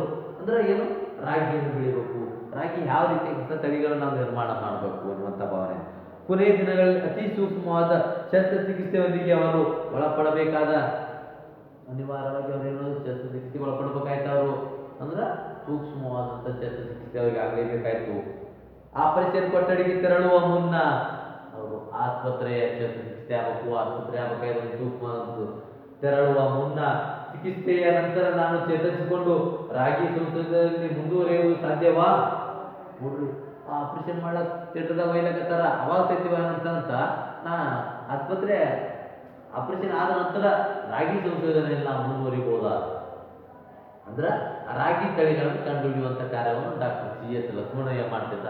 ಅವಾಗ ವಿಚಾರ ಮಾಡ್ತಾರಂತ, ಆಪರೇಷನ್ ಮುಗಿಸ್ಕೊಂಡು ಬಂದ ತಕ್ಷಣ ರಾಗಿ ಸಂಶೋಧನೆ ಹೋಗ್ಬೋದಲ್ಲ, ಆ ಸಂಶೋಧನೆ ಕಾರ್ಯದಲ್ಲಿ ತೊಡಗಬಹುದಲ್ಲ ಅಂತೇಳಿ ಒಂದು ಪ್ರಶ್ನೆಯನ್ನು ಮಾಡ್ತಾನವ. ಹಾಗಿದ್ದರೆ ಮಾತ್ರ ನನ್ನನ್ನು ಶಸ್ತ್ರಚಿಕಿತ್ಸೆಗೆ ಒಳಪಡಿಸಿ. ಒಂದು ಏನು, ನಾವು ವಯಸ್ಸಾಗಿರುವಾಗ ಅನಾರೋಗ್ಯದಿಂದ ಬಳಲಕತ್ತಂತ ಶಸ್ತ್ರಚಿಕಿತ್ಸೆ ಆಗಬೇಕಾಗಿತ್ತು ಅಂದ್ರೆ ನಾವು ಮುಂದೆ ರಾಗಿ ಸಂಶೋಧನೆ ತೊಡಗಲೇಬೇಕು. ಅಂದ್ರೆ ನಾವು ಮುಂದಿನ ಸಂಶೋಧನೆ ಕಾರ್ಯನು ರಾಗಿಯನ್ನು ತೊಡಗಬೇಕು. ಅಂದ್ರೆ ನನಗೆ ಒಂದು ಆಪರೇಷನ್ ಮಾಡಿರಲಿಲ್ಲ ಅಂದ್ರೆ ಬೇಡ ಅಂತ ಒಂದು ಪ್ರಶ್ನೆಯನ್ನು ಹಾಕ್ತಾನೆ.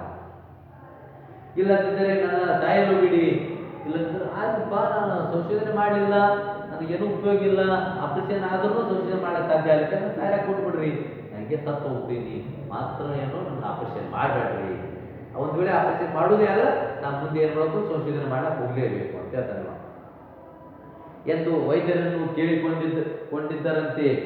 ಏನು ಮಾಡಿದ ಅವ, ಒಂದು ನಾನು ಸಾಯ್ಲಕ್ಕರ ಬಿಡ್ರಿ, ಆಪರೇಷನ್ ಮಾಡಿದ್ರೆ ನಾನು ಮುಂದೆ ಸಂಶೋಧನೆ ಮಾಡಕ್ಕೆ ಹೋಗವ, ರಾಗಿ ಸಂಶೋಧನೆ ಮಾಡಂಗಾರ ರೆಡಿ ಮಾಡ್ರಿ, ಇಲ್ಲ ನನ್ನ ಸಾಯ್ಲಕ್ಕರ ಬಿಟ್ಬಿಡ್ರಿ ಅಂತ ಹೇಳ್ತಾರೆ ವೈದ್ಯಾಧಿಕಾರಿಗಳಲ್ಲಿ. ಹಿಂಗೆ ಕೇಳಿದಂತ ನಾನು ಪೂರಾ ಗುಣ ಹಾಕಿದ್ದೆ ಸಂಶೋಧನೆ ಕಾರ್ಯದಲ್ಲಿ ಒಳಗೆ ಪುನಃ ತಗೋತಿದ್ದಂದ್ರೆ ನನಗೆ ಆಪರೇಷನ್ ಮಾಡ್ರಿ, ಇಲ್ಲ ನಾನು ಬಿಟ್ಬಿಡ್ರಿ, ನಾನು ಸತ್ತು ಹೋಗ್ತೀನಿ ಅಂತ ಹೇಳಿದಂತವ.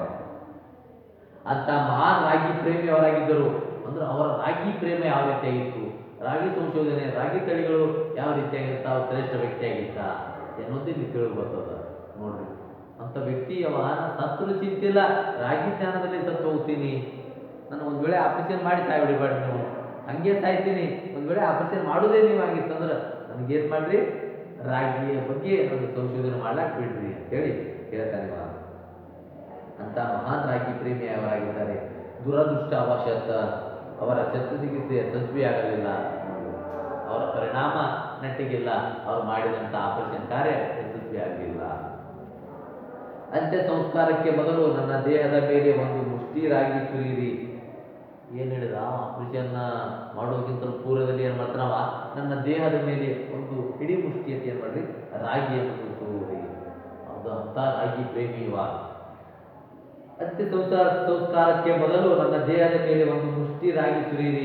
ಒಂದು ಮುಷ್ಟಿ ಏನು ಮಾಡ್ರಿ, ಒಂದು ನನ್ನ ದೇಹದ ಮೇಲೆ, ಅಂದ್ರೆ ಅಂತ್ಯ ಸಂಸ್ಕಾರ ಮಾಡುವಂಥ ಕಾರ್ಯದಲ್ಲಿ ಕುಣಿಯನ್ ಹಾಕಿರ್ತಾರೆ, ಅವಾಗೇನೋ ಒಂದು ಮುಷ್ಟಿ ರಾಗಿಯನ್ನು ಮಾಡಿ ನನ್ನ ದೇಹದ ಮೇಲೆ ಸುರಿಯಿರಿ ಎಂಬುದು ಲಕ್ಷ್ಮಣಯ್ಯನವರು ತಮ್ಮ ಪತ್ನಿಯ ಬಳಿ ಹೇಳಿಕೊಂಡಿದ್ದ ಕೊನೆಯ ಆಶೆಯಾಗಿತ್ತು. ಅವ್ರ ಕೊನೆಯ ಆಶೆಯಾಗಿತ್ತು, ರಾಗಿ ಪ್ರೇಮಿ, ರಾಗಿನ ಬೇಕಂತ ವ್ಯಕ್ತಿ ಏನಂತಾನ, ಕೊನೆಯದಾಗೇನೋ ಒಂದು ಹಿಡಿ ಮುಷ್ಟಿಯನ್ನು ಏನು ಮಾಡ್ರಿ, ರಾಗಿಯನ್ನು ತೊಣಗಿಸಿದ ನನ್ನ ಶರೀರ, ನನ್ನ ದೇಹದ ಮೇಲೆ ಆ ಒಂದು ಹಿಡಿ ರಾಗಿ ಮುದ್ದಿಯನ್ನು ಸುರಿಯಿರಿ ಅಂತೇಳಿ ತನ್ನ ಹೆಂಡತಿಯ ಮುಂದೆ ಹೇಳಿ ಏನು ಮಾಡಿದ, ತನ್ನ ಜೀವವನ್ನು ಬಿಟ್ಟುಬಿಟ್ಟಿದ್ದ. ಹೀಗೆ ಲಕ್ಷ್ಮಣಯ್ಯನವರು ನೆನೆಯುತ್ತಾ ಮುದ್ದೆ ವಿಲಾಸದಲ್ಲಿ ಮುಗಿದ್ದನ್ನು ಈ ರೀತಿಯಾಗಿ ಏನು ಮಾಡ್ತಾರ, ಇವು ಒಂದು ರಾಗಿ ಮುದ್ದೆ, ರಾಗಿ ತಳಿ ಅಭಿವೃದ್ಧಿಪಡಿಸಬೇಕು, ಸ್ವಲ್ಪ ಪ್ರಮಾಣದ ನೀರಿನಲ್ಲಿ ಏನು ಮಾಡಬೇಕು, ನಾವು ರಾಗಿಯನ್ನು ಬೆಳಿಬೇಕು, ಇಷ್ಟೇ ಒಂದು ವಿಚಾರಧಾರೆಗಳಾಗಿತ್ತು. ಅವಾಗ ಏನಾಗಿತ್ತು, ರಾಗಿ ಬೆಳಿಬೇಕು, ರಾಗಿ ತಳಿಗಳು ಮಾಡಬೇಕು, ಮೈಸೂರು ಮತ್ತು ತಮಿಳುನಾಡಿಗೆ ರಾಗಿ ತಳಿಗಳನ್ನು ತಂದಿದ್ದ. ಏನಾಗಿತ್ತು, ಕೊನೆಯದಾಗಿ ಅವ ಶಸ್ತ್ರಚಿಕಿತ್ಸೆಯಲ್ಲಿ ವಿಫಲ ಆಗಿ ಆ ಕಾರ್ಯ ಏನಾಯಿತು, ಯಶಸ್ವಿ ಆಗಲಿಲ್ಲ. ಆ ಯಶಸ್ವಿ ಆಲಿಂಗನ್ನು ಸಹಿತ ನನ್ನ ಹೆಂಡತಿ ಮುಂದೆ ಏನಾಯ್ತಾ, ನನ್ನ ದೇಹದ, ನನ್ನ ಶರೀರದ ಮೇಲೆ ಒಂದು ಇಡೀ ಮುಷ್ಟಿಯಷ್ಟು ರಾಗಿಯನ್ನು ಹಾಕ್ರಿ. ತಕ್ಷಣ ಎಚ್ಚೆತ್ತುಗೊಳಿಸಿದ್ದು ಪೂಜೆ ಮುಗಿಸಿ ಬಂದ ಅಮ್ಮನ ಮಾತು ಜೊಂಪು ಹತ್ತಿದ ಕಣ್ಣುಗಳ ಹಾಗೆ ಅರಳಿಸಿ. ಏನಾಯ್ತು ಇಲ್ಲಿ ಲೇಖಕರಾದಂಥ ಚಿಹ ರಘುನಾಥ್ ಅವರು ಆ ನಾಗಮ್ಮನ ದೇವಸ್ಥಾನಕ್ಕೆ ಬರುವಂತ ರಾಗಿ ಸಾರಿನ, ರಾಗಿ ಮುದ್ದೆಯ ಒಂದು ಘಮ ವಾಸನೆಯ ಮೂಲಕ ಇಷ್ಟೆಲ್ಲ ಉಚ್ಚಾರ ಮಾಡಿದರು. ತಕ್ಷಣ ಪೂಜೆ ಮುಗಿಸಿ ಬಂದ ಅಮ್ಮನ ಮಾತು ಜೊಂಪು ಹತ್ತಿದ ಕಣ್ಣುಗಳ ಹಾಗೆ ಅರಳಿಸಿ ಹೊರಗೆ ನಡೆದ. ಅಂತ ಈ ರೀತಿಯಾಗಿ ನಾವು ನಿದ್ದೆ ಒಮ್ಮೆಲೆ ಯಾರ ಬಂದು ಎಬ್ಸಿದ್ರಪ್ಪ ನಿದ್ದೆಗಳಲ್ಲಿ, ಯಾವ ರೀತಿಯಾದಂಥ ಭಾವನೆಯನ್ನು ನಾವು ತೋರ್ತೀವಿ. ಚಿಹ ರಘುನಾಥ್ ಲೇಖಕರಿಗೂ ಅದೇ ರೀತಿಯಾದಂಥ ಭಾವನೆ. ಈ ರೀತಿಯ ರಾಗಿ ಮುದ್ದೆ ಆ ಕರಿಯ ಅಲ್ಲಿ ಮಾಡಿದಂಥ ಅಲ್ಲಿ ಏನು ಆ ಕಟ್ಟಡ ಕಾರ್ಯದಲ್ಲಿರುವಂಥ ಶ್ರಮಿಕರು, ಅದೇ ರೀತಿಯ ಮುಂದೆ ಹೋದಂತೆ ರೈತಾಪಿ ಜನರು, ಅಲ್ಲಿ ಡಾಕ್ಟರ್ ಸಿ.ಎಚ್. ಲಕ್ಷ್ಮಣಯ್ಯ ಯಾವ ರೀತಿಯಾಗಿ ರಾಗಿ ಮುದ್ದೆಯ ಮಹತ್ವವನ್ನು ಹೇಳಿದರು. ಅದು ಅಂದ್ರೆ ತಕ್ಷಣ ಜೊಂಪೆ ಎತ್ತಿದಂಥ ವ್ಯಕ್ತಿ ನೆನಪಿಸಿದಂಗಾಯ್ತದೆ. ಪ್ರಕೃತಿ ಮಾತೆ ಹಸಿರಿಗೆ ಉರಿಯಾಗಿಸಿ, ಆ ಪ್ರಕೃತಿ ಮಾತೆಯಾದಂಥ ಹಸುರು, ಆ ಭೂತಾಯಿ ಹಸುರಾಗಿ ಅಂದ್ರೆ ಈ ಮುಂಗಾರು ಹಿಂಗಾರು ಮಳೆ ಬಂದಾಗ ಹಸುರಾಗಿ ಯಾವ ರೀತಿಯಾಗಿ ಕಾಣ್ತದ ನೋಡ್ರಿ. ಈಗ ಅದು ಸ್ವಲ್ಪ ಪ್ರಮಾಣದಲ್ಲಿ ಹಸುರಾಗಿ ಕಾಣ್ತದೆ. ಅದೇ ನೋಡ್ರಿ, ಇದೊಂದು ತಿಂಗಳು ಬಿಟ್ಟರೆ ಸಾಕು ಒಣಗಿದವರು ಯಾವ ರೀತಿಯಾಗಿ ಅದು ಕಾಣ್ತದ. ಉರಿಯುವಂಥ ದಗದಗಿ ಅಂತ ಊರಿ ತಂದೆ ಅದ, ತಂಡಿಗೆ ಹೊಂದ್ಕೊಳ್ಳಲ್ಲ, ಬಿಸಿಲಿಗೆ ಹೊಂದ್ಕೊಳ್ಳಲ್ಲ ಅಂತ ಜನ ನಾವು ಹೇಳ್ತೀವಿ. ಈಗ ಹಚ್ಚು ಹಸಿರಾದಂಥ ಭೂತಾಯಿಯನ್ನು ಹಸಿರನ್ನೇ ಉರಿಯಾಗಿಸಿ ಭೂಮಿಯನ್ನೇ ಮಡಿಕೆಯನ್ನಾಗಿಸಿಕೊಂಡು, ಅಂದ್ರೆ ಹಸಿರನ್ನೇ ಉರಿಯಾಗಿಸಿ ಭೂಮಿಯನ್ನೇ ಮಡಿಕೆಯಾಗಿಸಿಕೊಂಡು ಮುದ್ದೆ ಚೆಂಡುಗಳ ಕಟ್ಟಿ ಅಂದ್ರೆ ಈ ಹಸಿರೇ ರುಚಿಯಾಗಿ ಮುದ್ದೆಯನ್ನೇ ಭೂಮಿಯನ್ನೇ ಮಡಿಕೆಯನ್ನಾಗಿಸಿ ಮುದ್ದೆ ಚೆಂಡುಗಳ ಕಟ್ಟಿ ಬಯಲಿನಲ್ಲಿ ಜೋಡಿಸಿಟ್ಟಂತೆ ದೂರದ ಬೆಟ್ಟ ಸಾಲಿನ ಗುಡ್ಡಗಳು ಕಾಣಿಸಿದವು. ಈ ರೀತಿಯಾಗೇನು ದೂರದ ಬೆಟ್ಟ ಸಾಲುಗಳು ಕಂಡವು, ಅಂದ್ರೆ ರಾಗಿ ಮುದ್ದೆಯ ರಾಗಿ ಬೆಳೆದಂಥ ಸಾಲುಗಳು ಕಂಡವು. ನೆತ್ತಿಯ